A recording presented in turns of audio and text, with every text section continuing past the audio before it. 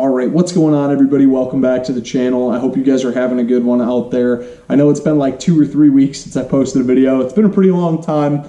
I actually have had some computer issues. I dropped my computer and pretty much blew it up, so it's pretty hard to upload videos when I've been filming everything on a GoPro with an SD card because I got nowhere to plug the SD card into.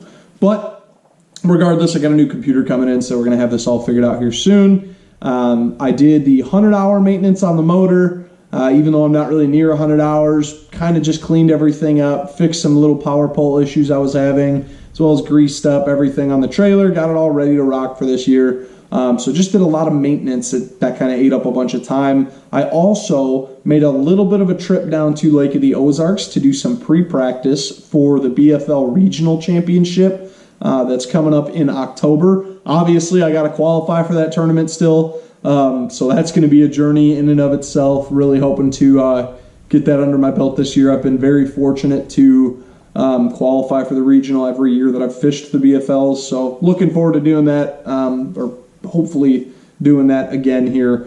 But regardless, I figured it'd be a good use of my time to go down and scout out some areas on Lake of the Ozarks that I've never been to.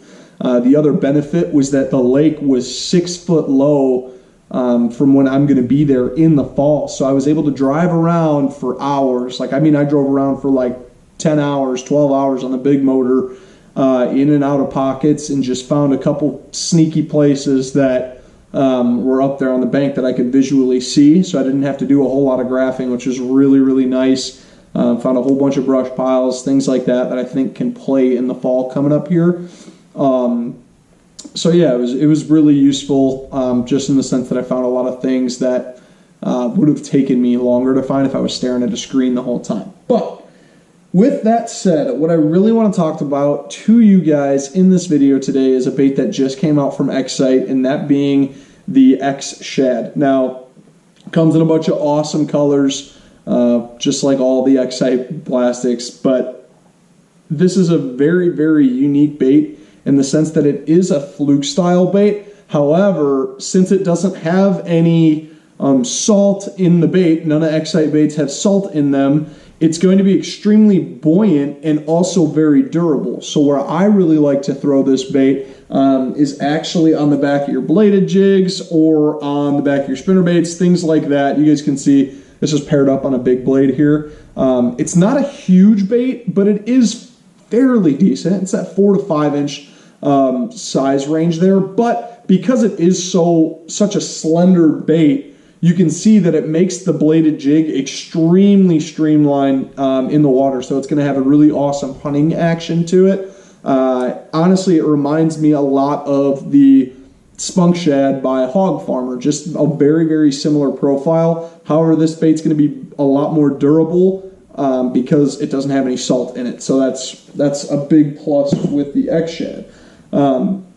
Yes, it's buoyant, so it's going to want to stay up on the top of the water if you throw it on a weightless EWG, which necessarily isn't a bad thing if you're fishing for like schooling fish or something like that. This bait has a really awesome walking action on the top of the water if you really want to twitch your rod tip. But you could throw it on like a I don't know, maybe a 3/16 weighted EWG hook, and you could really work this thing kind of like a normal Fluke, and it's got an amazing darting action to it.